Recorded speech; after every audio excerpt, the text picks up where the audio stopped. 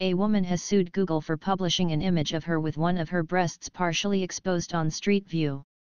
Maria Pia Grillo was awarded damages after successfully arguing that despite Google blurring out her face, she was identifiable by her car's registration plate.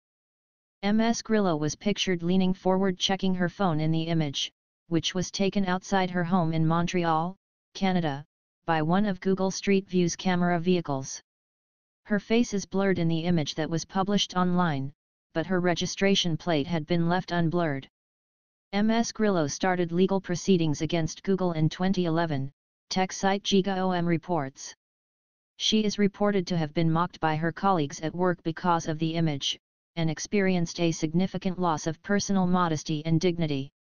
Google had argued Ms. Grillo could not have a real expectation of privacy because the photo was taken in a public place.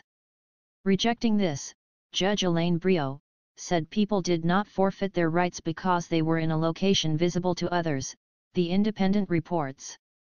Google was ordered to pay $2,250 plus interest together with court costs.